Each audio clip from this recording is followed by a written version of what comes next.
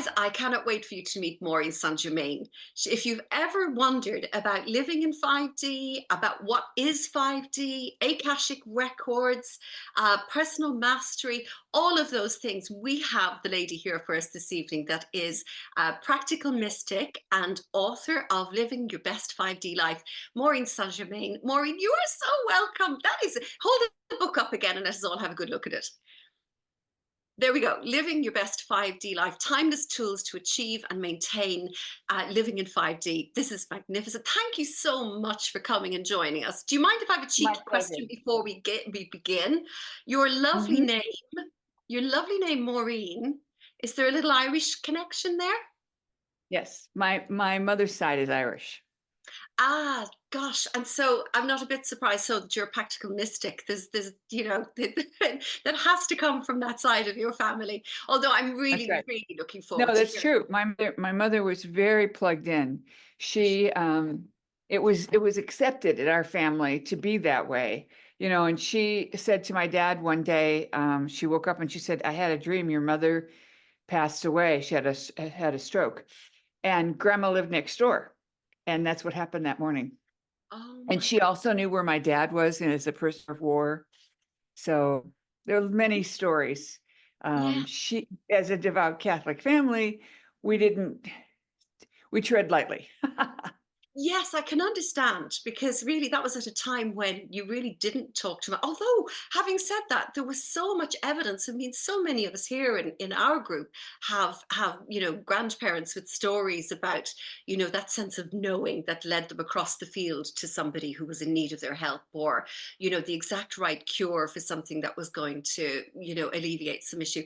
But what in your childhood or your early years would have led you to have an inkling that this was the kind of life that you were going to lead?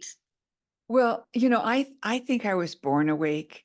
Yeah. I always knew I was going to be helping people. When I was a teenager, I read the Edgar Casey book, Yes. um, There Is a River, and um, it was something that was okay to talk about at the dinner table. So that kind of precluded any resistance, if that makes sense.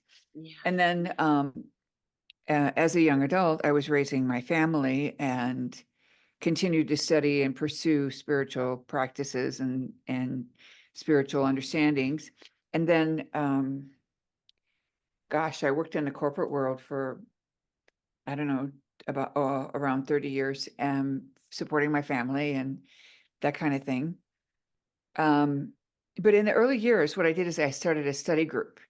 And so I went to the local bookstore and asked if I could start a book club, and they said, sure. And, we picked various books and studied them, and I went from there. That's wonderful. And then obviously you began to I mean, when did you discover, for example, that you had the ability to read Akashic records?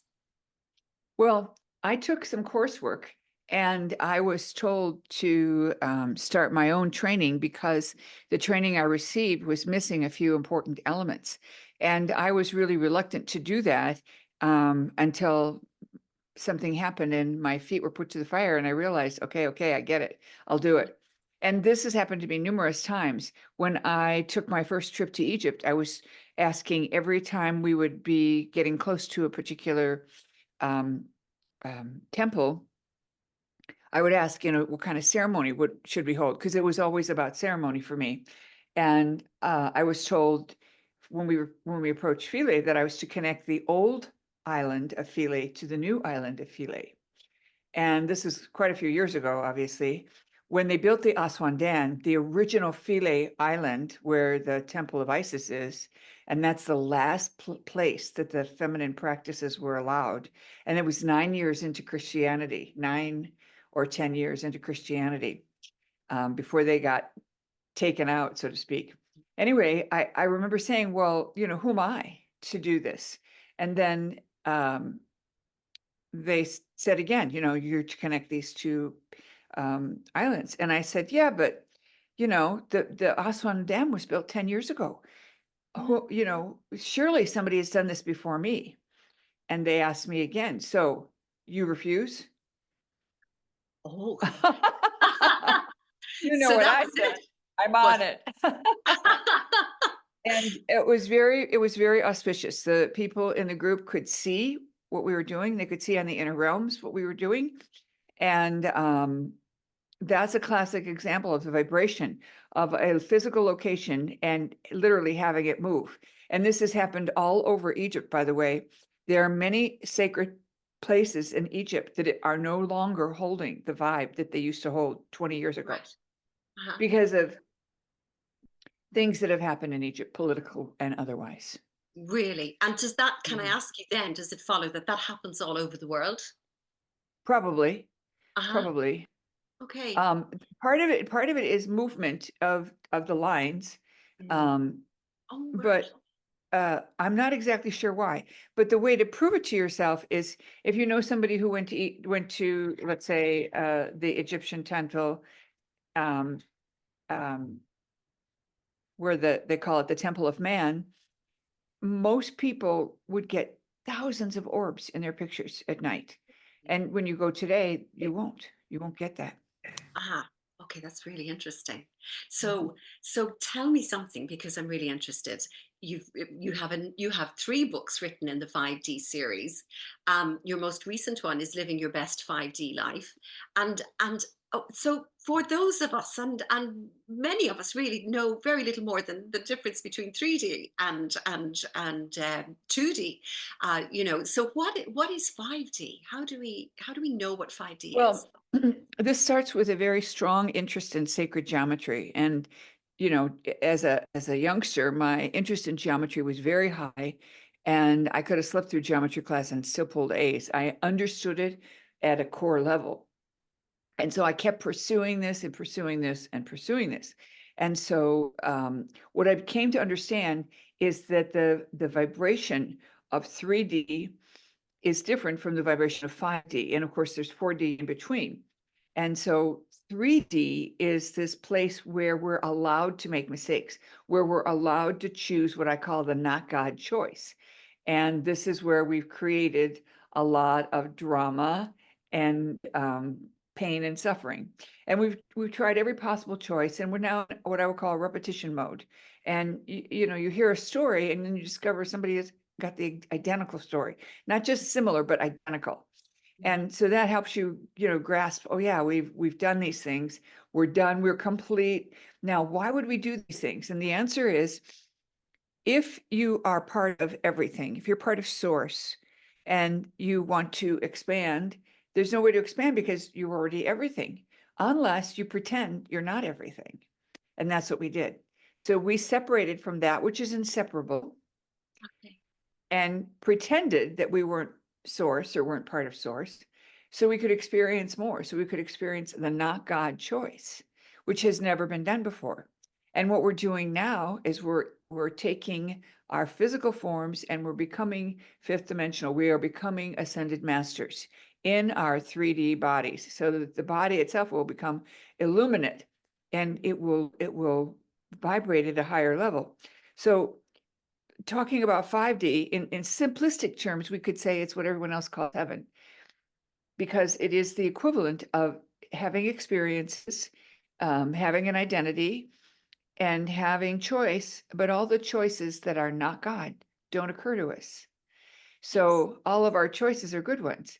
And it's a little bit like saying, look in your clothes closet and everything that doesn't fit anymore, and you keep hanging on to it. Maybe you're going to lose weight. Maybe you're going to, your shape's going to change a little and you're hoping, you have big hope. So you hang on to this stuff, or maybe it was your favorite garment. But if you, in 5D, you went in that same closet, the only thing that would be there would be stuff that looks good on you and that fits right. Oh, And I'm playing with you, but it makes it so much easier to understand. It's not like we're abandoning anything that we uh, need, but we mhm. are abandoning things that we have cherished. We are abandoning things that we thought were okay. Um, But for something much better. mhm. Is that Mhm. what you mean? And are we Yes, ready for that? not only for something that's much better for like from the outside in, but it's more pleasing to us.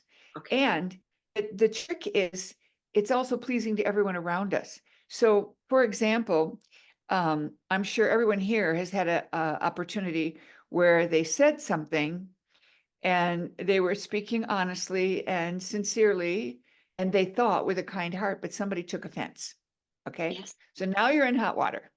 And where I'm going with this is in 5D, that way of saying whatever you were going to say wouldn't come out of your mouth. It would come out in a way that would not allow for anyone to have take offense. The second thing is everyone in 5D isn't likely to take offense because they're going to not have judgment. So in 3D, we have judgment, a lot of judgment on ourselves and on others, right and wrong, good and bad, and so on. In 5D, we have discernment. So we have preferences. I prefer yellow over purple, or I prefer hot tea over cold. But it doesn't make hot tea good and cold tea bad. In the 3D version, you might say, well, I'll have a sugary drink or a high fructose corn syrup drink. That would not be good for my body. And you might label that as bad.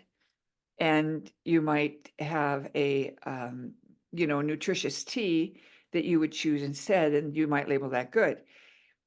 In 5D, the choices that will not please you and will not please your environment won't show up as possibilities, but you still get lots of choice because the creation is full of choice. So part of what I'm doing is teaching people in the first book, Waking Up in 5D, I helped people recognize that they were already sliding into 5D. And that's another misnomer. A lot of people think that if you're going to become fifth dimensional, that must mean that that's your new permanent state. And that's not true. It's more like when you are a teenager and you do something mature and then you do something stupid. And that's us.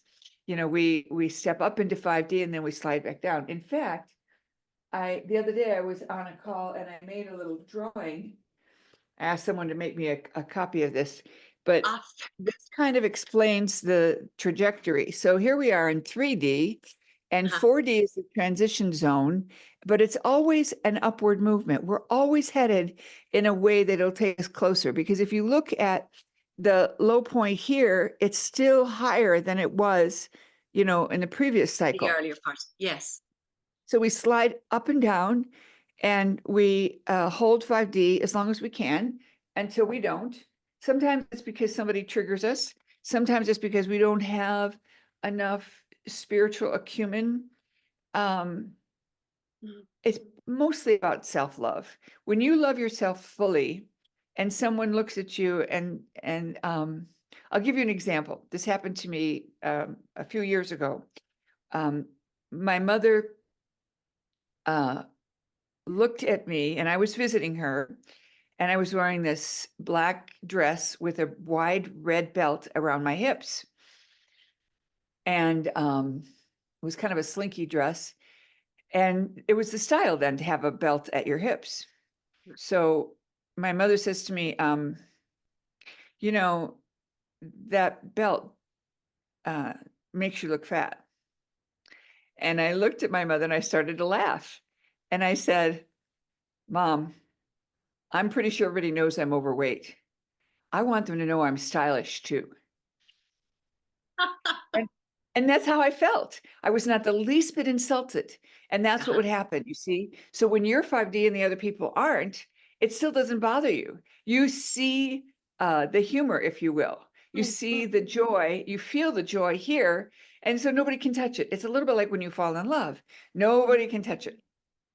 So because it's already within, you don't actually need the validation from without, in a sense. It's not, That's right. you can enjoy it, but it doesn't have to mean, it doesn't have to have that sort of what would you say, negative, judgmental, critical kind of sense that these kind of things Right, carry.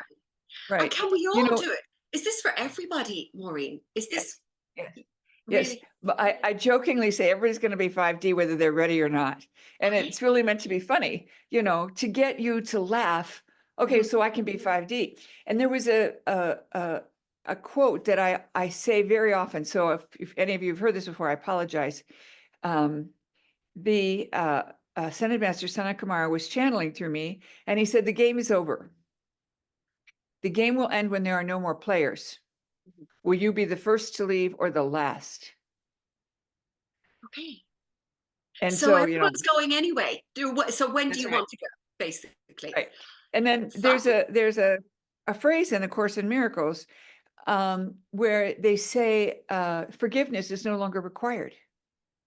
Okay. Okay. Why would Helen say that? And the answer is in 5D there are no affronts. Mhm. It's all forgiven. And taking it to another level, what I've been telling mothers to tell their children, don't tell your kids to say I'm sorry. We've all seen that scene in a department store or in the mall or playground where the mom says to the little kid, a 5-year-old, 6-year-old, say you're sorry. And the little kid, you know, and then the mom says it again and the kid digs in their heel. And, this could go on for 4 or 5 minutes. If you teach the children to say, are you okay? To whomever was offended, what happens is you're moving from this unequal thing with, I have to say I'm sorry to this person who was injured. But if I say, are you okay? I'm now listening to whatever happened and I'm hearing that. Now, in hearing that, that may make me more compassionate. It might make me more aware, might make me understand better. And Mhm. furthermore, for those of you who have children or grandchildren who are little ascended masters, and there are quite a few of those coming Mm. in to help us hold a space, there is Yes. no yelling at them. There is no scolding them. It won't work. It's just like, it's like, soap in the shower. It just comes off. They don't Yes. even feel it. They're not hurt. They're not offended, but it doesn't make any difference. So how do you cut through? And the answer is you must show them how their actions affect others. So you might say, honey, you know, I understand that you're curious and that that's why you're lighting matches in the bedroom. But what you don't understand is that if your hand slipped and it didn't go, the fire landed on the bedspread, it could go up in flames really fast because, bedspreads are like that. They're flammable, a little bit flammable. And if the house burned down, then nobody would have a home to live in. So understand that this is why it's important not to do that inside, and we can go outside and we can play for a while and you can do this on the driveway and I'll sit with you and we can do it. It's very challenging to teach these young people unless you're willing to find a way that their behavior impacts others, whether it's running too fast and accidentally bumping somebody and knocking them over, or because see, they're so fearless because they don't have the fear about life that you and I do, that we've learned, and also because what we came in with. So these fearless children will do things to find out their limits. So think about Superman when he was first learning how to use his power and he shook someone's hand and the guy went flying. Yeah. Um, so they Yes. don't understand how powerful they are. And that's the other thing. You can say to them, look, you're very powerful. You're not better than anybody else, but you're powerful and you have gifts that not everyone has, and you can't do this because they'll copy you and they won't have the outcome you'll have. You And see? I love that you say, ask, are you okay? Because that, I mean, to have these tools is really interesting, and to see where that question is coming from. I think I heard you say also that the other question you might ask of someone who's acting out, in a sense, is what's going on. And I Mhm, thought that was really, really a powerful question. When mhm. instead of saying judging or criticizing, to actually ask what's going on, because this is coming from a place of some kind of fear or some kind of Well, um, and what's going on is very open-ended. Now, yeah. when we were like 12 in fifth grade, we were all taught the 6 interview questions, write your report and answer the 6 interview questions: who, what, why, when, where, and how. Okay. All of them lead you to get data that you can use to fix the problem. Who ate the cookies? When were they eaten? Why were they taken? on and on. Uh-huh. What is going on is completely open-ended. Now, what that does for each of us as adults and quite possibly children, but really as adults, is it opens our mind to hear an answer that we had not thought of. Mm. Yeah. And You you know, allow. I was working out in a gym, and I was in a hotel, and I saw a water cooler, and my water bottle was empty, and I wanted to get water, and I thought, oh, that's too bad. There's no jug on top. I was all done with my workout, and I saw somebody go up to the water cooler and fill their water bottle. It was plumb to the wall. Ah. Classic. We think Mm. we know stuff. Mhm, mhm. Say what's going on. You could get an answer of the century. You could, when you say what's going on, you might get told, well, Susie is the same soul as Jenny, or you Mhm. might get told, um, uh, there really were ETs in your house, and that's why the lamp is broken. I mean, it's goofy stuff, but Yes. when you ask what's going on, the answer will come in. And you don't have to be particularly gifted, but you want to be open to receive. So you ask the question, and if you don't get an answer right away, you just wait. And I don't mean stand around waiting, all right, where's my answer? But you go about your day and the answer will float in. I like the sound of that. So that is so the question is, how does it feel to live in a 5D world or to live in 5D? How does that feel? Um, well, there's two things I want to say about it. It's really good and it's really challenging. And it's challenging because I'm happily married, but I don't get away with anything. And so when I'm being my human self or my little girl self or whatever you want to call it, um, it's I get called out. So that's kind of funny. Um, but sometimes that's not what I'm looking for. I'm looking for someone, to do what I want. And um, the other thing that happens is you become aware that there are answers that you could get that are more evolved than the answer you can come up with your logic. And Uh-huh. I've told the story a few times, so I apologize if you've heard it before, but I haven't told it in a long time. And that is about a flight home from China, where my husband at the time said, let's go to a second museum. We were gonna go to a first museum when I got home after the night rest. And he wants me to get up at 6 o'clock in the morning, have breakfast in the car, and drive to LA from San Diego. And I basically said, well, that's a terrible idea. And I'm thinking to myself, what's the matter with him? Doesn't he know I'm going to be tired? Doesn't he know I've been teaching for 3 weeks? All in Yes. my head. But I didn't say a whole lot. And I'm feeling my ire, I'm feeling it in me. So then I stopped and I said, but I'll check in. And if my higher self says I should do the second museum and leave early to do two museums instead of one, I'll do it. And my higher self said to do it. And what happened is standing in line, I met a family and they handed me their ticket because they wanted me to go in with them. And it was the name of a family that I knew when I was growing up. So I said, oh, I used to know a family like with this name. It was a long German name. It was unusual, but they're from Ohio. And the husband said, oh, well, we're from Ohio. And without skipping a beat, his mother, the grandma, looked at me and said, are you Maureen? No. And I smiled and I said, you must be Pat. Pat and my mom were best friends. My parents, Pat and my mom and dad, and Pat and her husband were in the same business and they were pals and they hung out together and they were at our house a lot. And Pat had 6 kids and so did my mom have 6 kids. And to think that Pat would remember me, one of 6, amazing.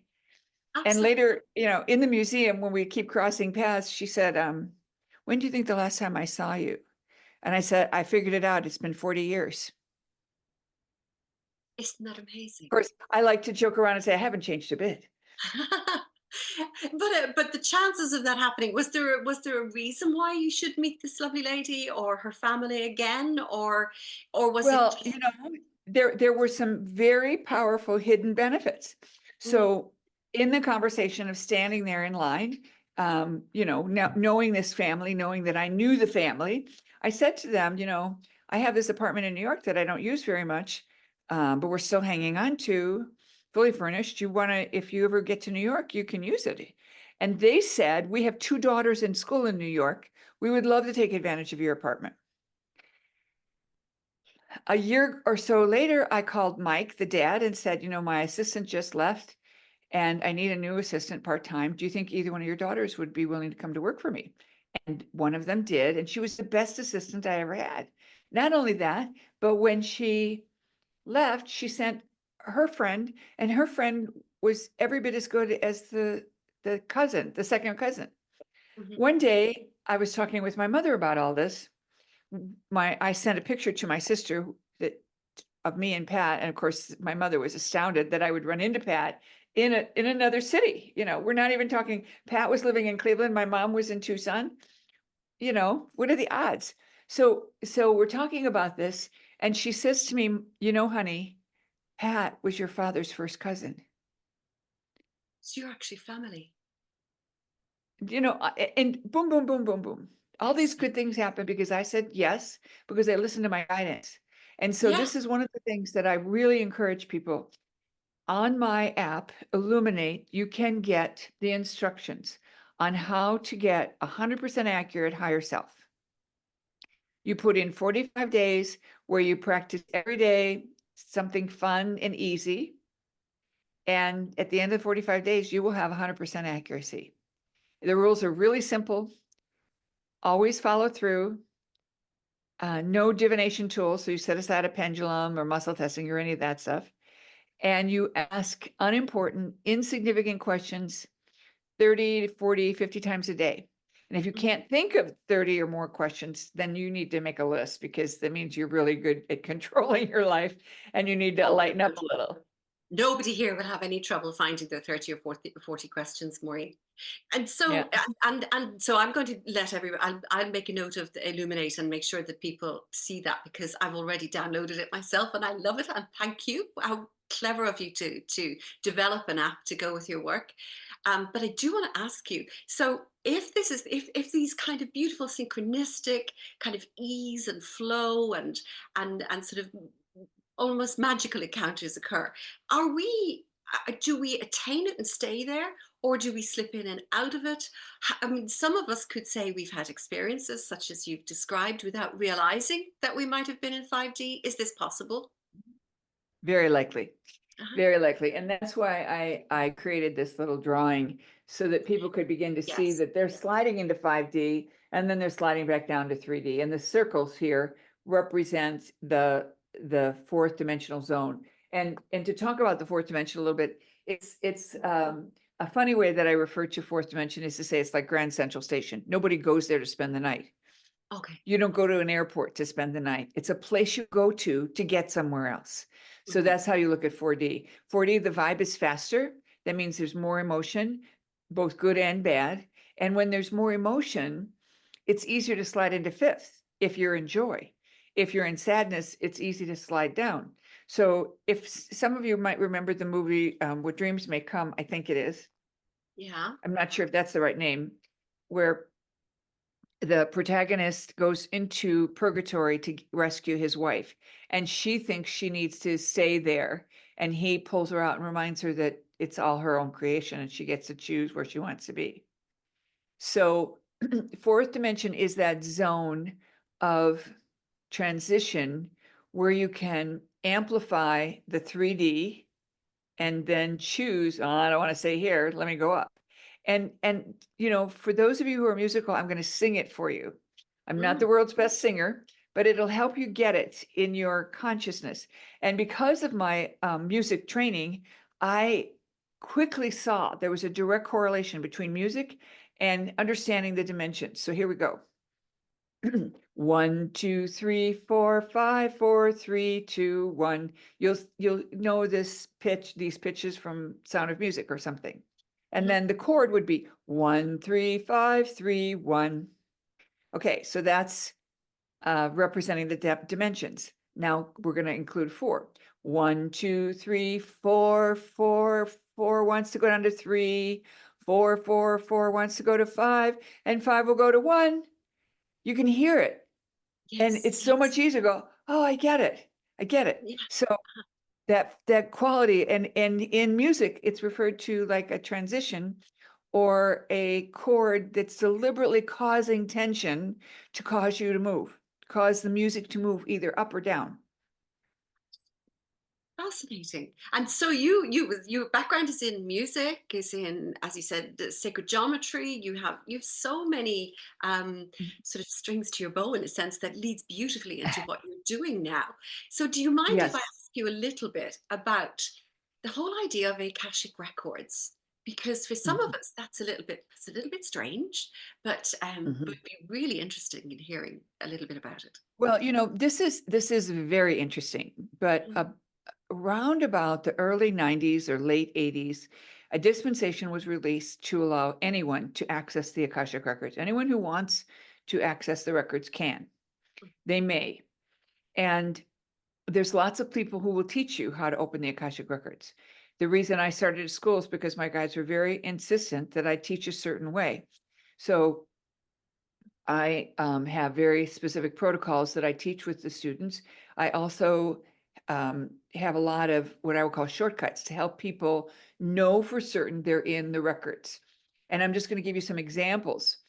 Um, when you use the sacred prayer and you open the records, one of the ways you know you're in the records is you have this feeling of love and a feeling of safety and nurturing. And I call that the hammock effect because it's like when you climb in a hammock, you just feel totally Mm. taken care of. Another way you know you're in Akashic records is the language is lofty. So what does that mean? It means that the words are elevated. So you're going to hear yourself say or write, if you're just writing for your own records or you're speaking to someone else, you'll hear yourself say words like, it's congruent with what's going on for you at this time. Well, I don't know about you guys, but congruent is not part of my regular vocabulary. You see, I know what the word means. When I read it in a book, I understand it perfectly, but I'm not likely to use it. I'm more likely to say, well, it matches or it makes sense. We like simplified language when we speak. So the words tend to be elevated. Those are a couple of the examples Mhm. that help you recognize you're in the records. And there's others. I have a list of like 9 identifiers to help you recognize, oh yeah, I'm in the records. And finally, the best way to really know that you're in the records is to practice, because no matter where you've learned, whether you've learned from me in my school or someone else in their school, you will discover that the more you practice, the better you get at it. So Mm. anyone has access. There's no limitation. One of my students once said, well, what if it's a bad person and they want to use the records to, do something bad? And I started to laugh and I said, because their vibration is such that they wouldn't get very far into the records. So yeah, they might get some information, but the records are not about future. They're not fortune telling. They're about soul growth. So what does that mean? Well, um, in the records, you can see a much bigger picture. For example, I had a client that called in on a radio show, and he wanted to know why his daughter behaved the way she did towards him. He was a meditator. He had taught her many things. She was a young adult, and he was ready for her to start acting like a grown-up. And the record keeper said that they were arch rivals in another lifetime, and that he agreed to sponsor her, and that he had uh, continued to grow after their rivalry, but she had not. And so he was supposed to hold space for her. And the record keeper said this is going to take a couple of years. And as a parent, when you have a child that's repudiating you, you you don't want to think that it's forever. You don't want to think that that's how things are. You want to think, well, they'll get over it. That's just a phase they're going through. So that kind of So knowledge is a yeah, forearm. because you can hang in there, as a parent, you'll hang in there. Mhm. So uh one of the things that was so important was to tell this man, you didn't cause this. It isn't karma. You made a choice to support her. It's a proactive thing. Mhm. That was very powerful. And so that kind of information is very helpful, because then Mhm. you don't have to look at yourself and say, what did I do wrong? You can just Mhm. say, look, how can I help? Yes. And the record keeper said, you need to act like everything's the way you want it to be. That means if you're a kind of parent who normally sends a birthday card, send the birthday card. You send a check, send a check. Don't hold back because you think The they don't deserve behavior. it. Yeah. Right. Because if you do that, then what happens is you're still holding judgment. Mhm. Mhm. So the whole thing is actually aligning with the kind of, what would you say, frequency or vibration of that Yes. level. Yes. Um, Yes. And okay. and in the records, the Akashic records are the data set that it, what the record keepers have shown me is that this data set didn't always exist. And creation reached a point where they wanted to have the ability to examine what they had created. And that's when the records were created. And then only the shamans and the mystics originally were able to access this data set. And so over time, um, like I said, around the late 80s, the the dispensation was given so that anyone could access this data, and anyone can. And I wrote a book on it. And my book is full of all this information, and it's Yeah. called Opening. Yeah, let me grab it.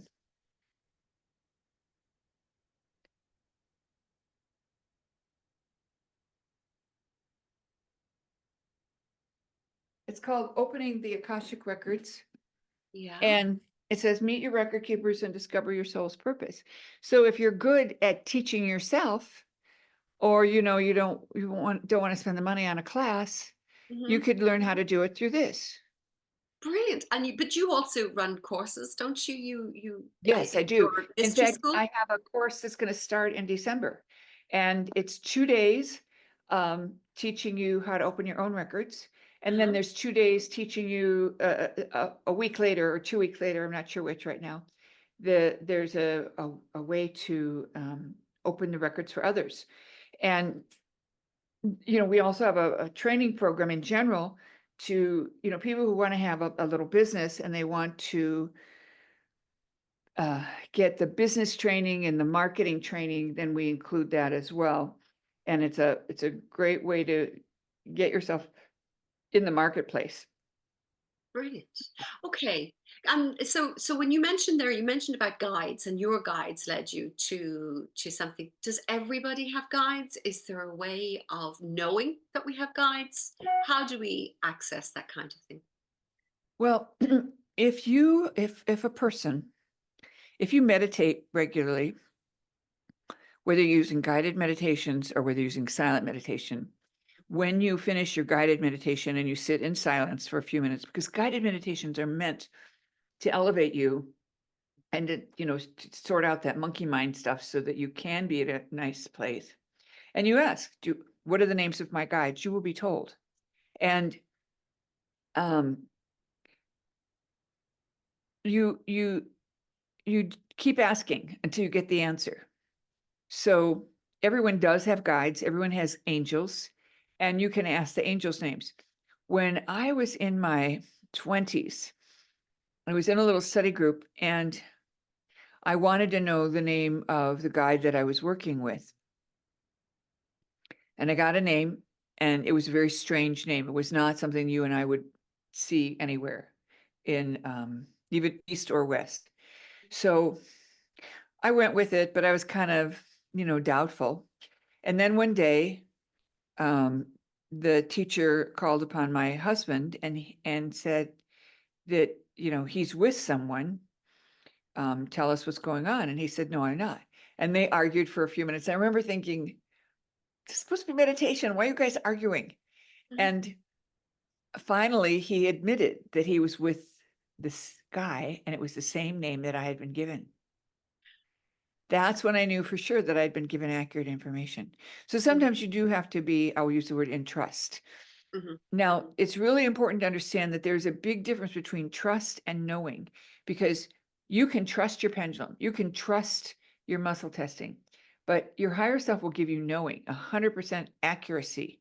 And what Mhm. that does for you is helps you to um, be in a place of certainty.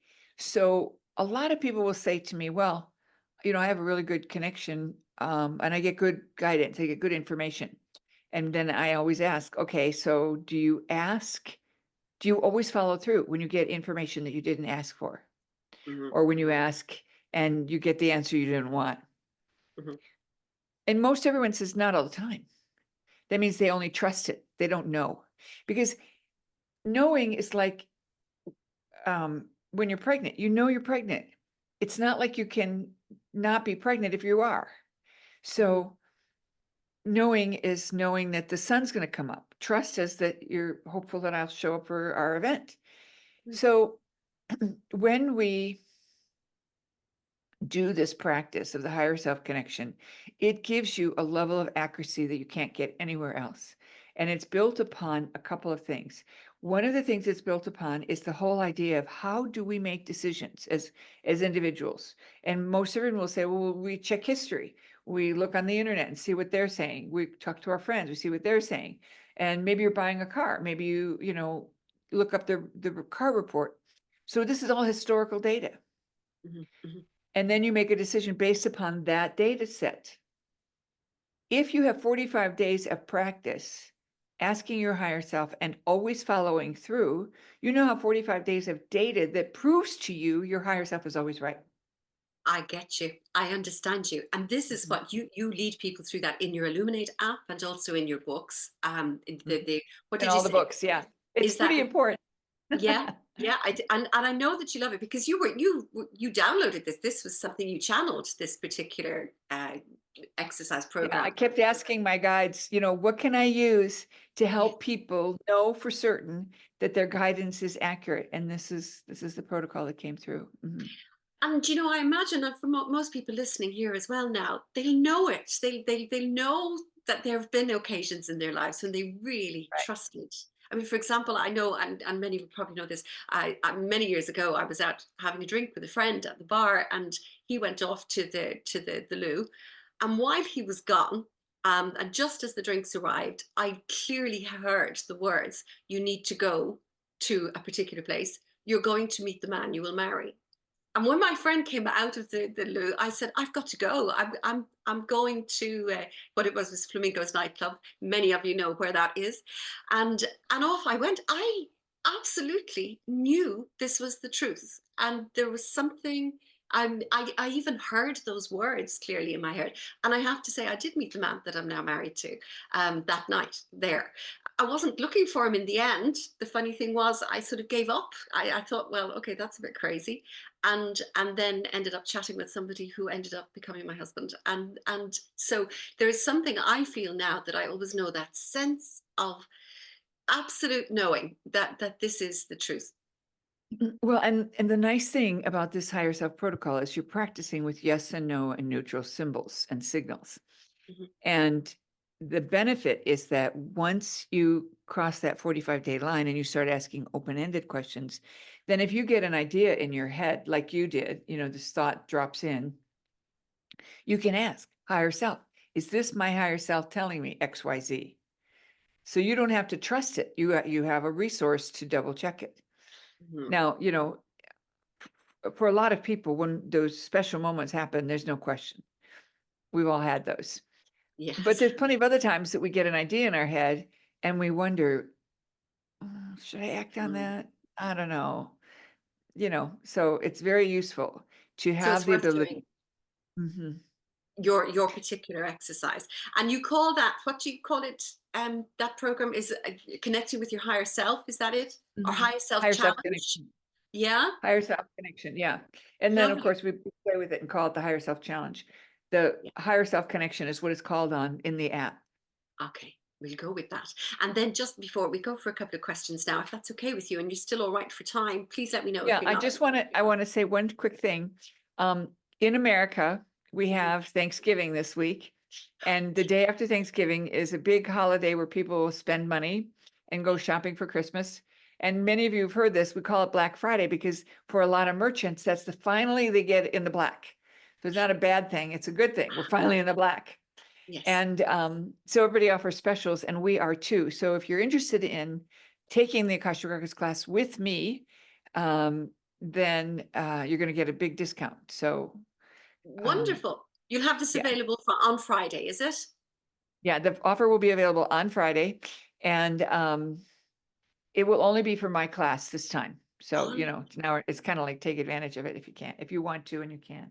We'll make a Okay. note of that. That's super. Thank you, Maureen. One last thing I want to ask you, the idea of wakening each morning and saying, uh, thank you for a day of heaven on earth.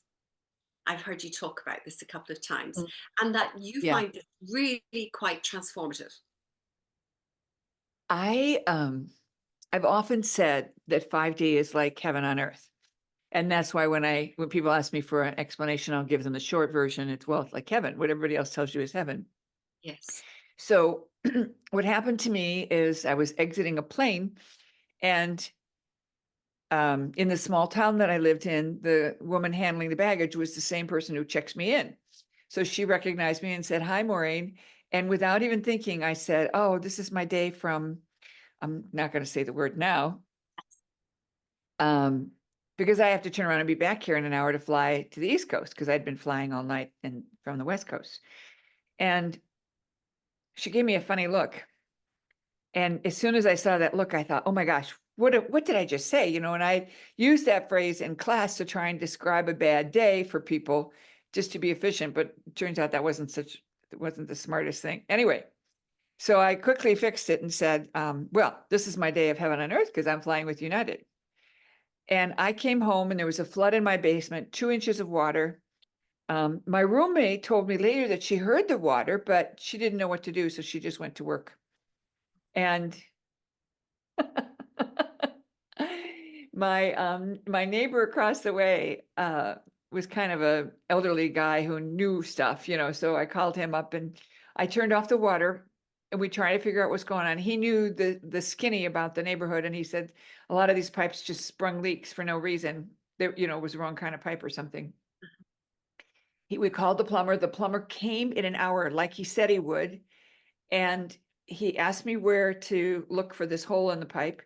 And I asked my higher self, and it turned out to be the right spot. And his cutting into the hole and doing the repair cost me $100, which was amazing. And Mhm. then my neighbor came over with some extra fans. I put my fans up, and we, rigged everything to dry out in between the walls.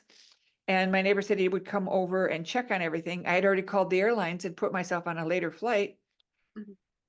I'm now, okay, I got time to go to the bank and make my bank deposit. That's how long ago it was before we were all making electronic deposits. And I'm driving home and I'm thinking to myself, I only needed another half an hour. I could have made my original flight.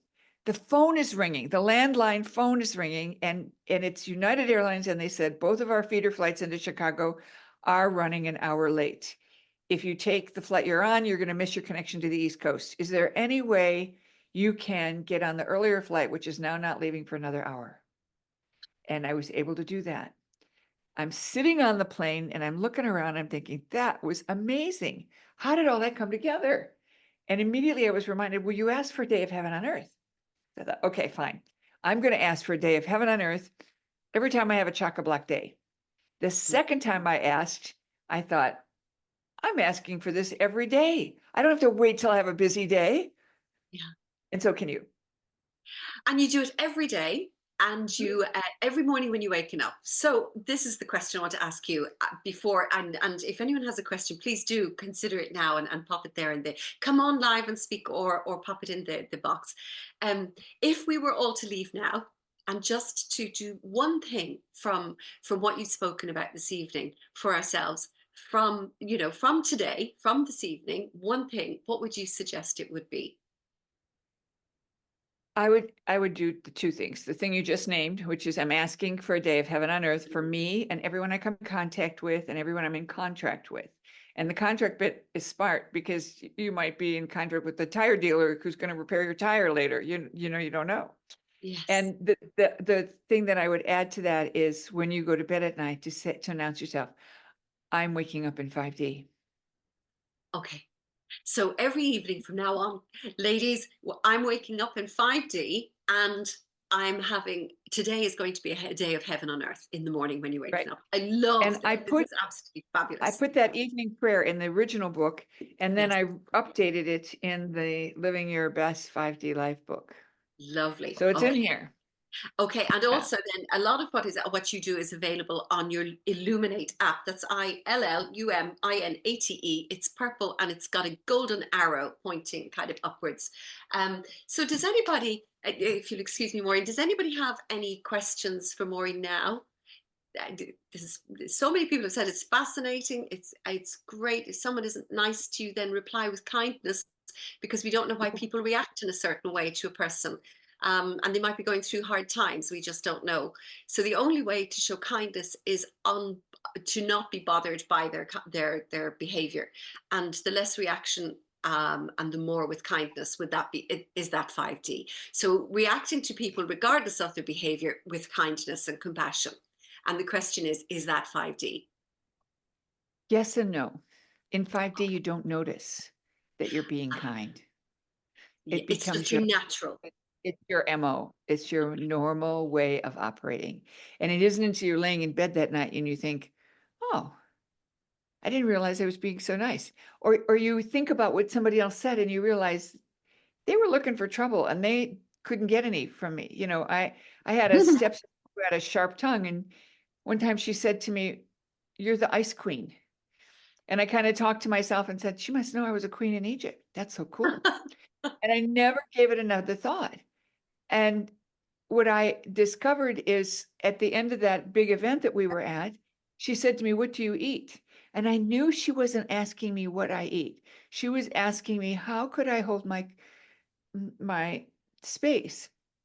But I was in a big place of bliss at the time in 5D because of a whole bunch of other factors that played into this event. And so I was basically untouchable. I was in that place of bliss, and that's where I stayed. And I Lovely. wasn't trying to be. And see, that's the thing. Trying to be um, kind is a good place to start.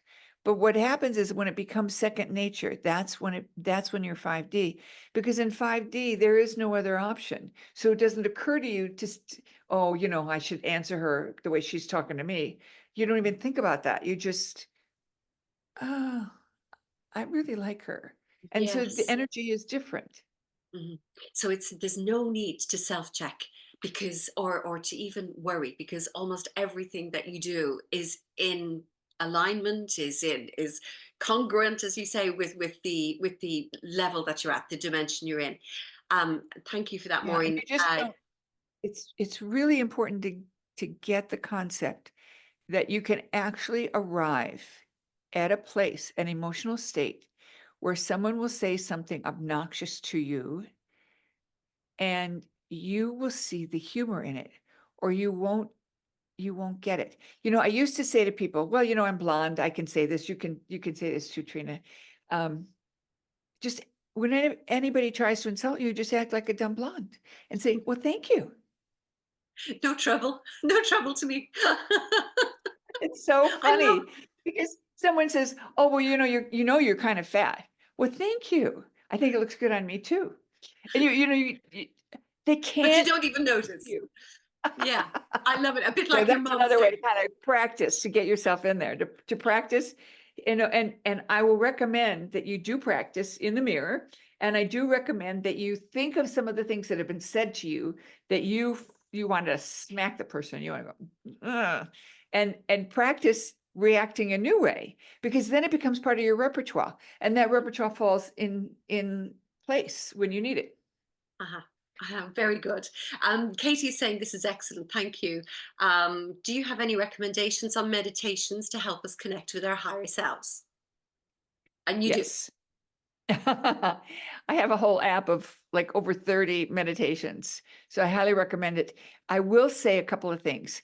The app is free, and there's, I don't know, 7 or 8 free meditations. So, if you're on a budget and you just don't want to spend $10 a month to get all of them, then the one I would recommend is called the Golden Bowl. And the Golden Bowl meditation is a hugely powerful guided meditation. It does cite a biblical reference where I'm quoting from the Old Testament, where a man is describing his life review, and he says, before the golden bowl is broken and the silver cord is snapped, you need to do these things. And the reason I'm quoting it is because when I came across that quote, and it was about 5 or 6 years ago when I came across that quote, I had this huge aha that the golden bowl was the thing that we use to activate our connection to source. That meditation won awards, and I put it in there on the free side so that anyone who's using just the free app would know how good the meditations are, how phenomenal they are, and how they will make a difference. And there's tons and tons of endorsements from people who have had amazing experiences, everywhere from having their sinuses open, because we use the sinus cavities as that vehicle. And my joke is, it's like the satellite dish to call home. Okay, so here I have my little bowl, and it would be like having, if it would have to fit around my head. It doesn't fit around my head. Yes, yes, yeah. Anyway, that meditation will help you connect with your higher self the fastest. Brilliant. What a gift. I mean, I asked you, have you something that we could take away this evening so that we can make a start? There cannot be anything more powerful than that. And I see some of you have already downloaded the app. Anna Murphy has said, I've downloaded the app. Thank you, Maureen. Katie says, oh, Anne said, this is beautiful. So interesting. Thank you. Katie says, I love that you've turned dumb blonde into a positive. I'm down to that, said Katie, who's also blonde. Yvonne Now, said, yes, go ahead. Go ahead. Go ahead. Go ahead. Yvonne, I want to hear these lovely comments. Yvonne says, thank you. And Katie says, oh, that's brilliant. I'm looking forward to downloading the app. Absolutely. I mean, that's a gift. I can't imagine anything more lovely than being able to come away from hearing what you said. You have raised our own vibration really at the moment, because and that's something that you say. I mean, we've got to make choices if we really do want to ease into that lovely heaven on earth. And some of those choices mean, being aware of what we're allowing into our space, the kind of, Right. Right. yeah. That's another little tool I'll give you. When you are watching a movie or you're watching the news and they suddenly switch to something that's very, for me, painful, a war scene or a fight scene, cover your chakras. And you can do that by putting your hand on top of the crown, just above your head, and just do this all the way down to your thighs. And what that does is it closes your chakras just like it would close your eyes. And your chakras won't stay closed for very long, but it will keep it from circulating.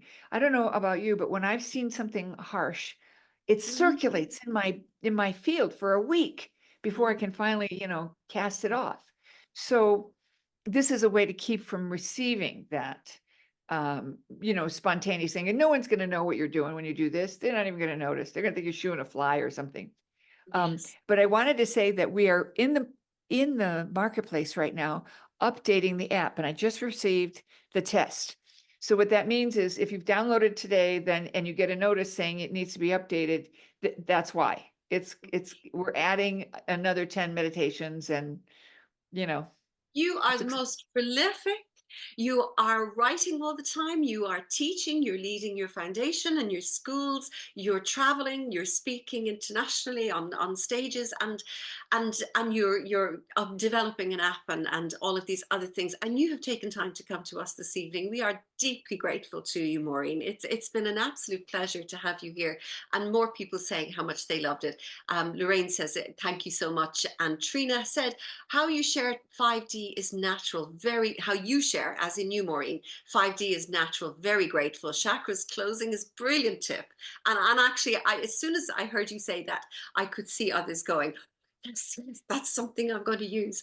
And Joe says, brilliant, super, and amazing. And we all do. We are all deeply grateful to you. I had actually said to the ladies here, and this is our group of stalwarts are wonderful to be here live with us this evening, which makes it so special. But also then we have the wider group who will be seeing the recording afterwards, Maureen, and we'll be sharing all of your information, your apps, and your Black Friday offering as well, because we're just so grateful to you. I actually said to people today, I'm convinced that Maureen can change lives, and I know that you're doing it with your work. Thank you so much. What a nice compliment. No, Fantastic. you well deserving.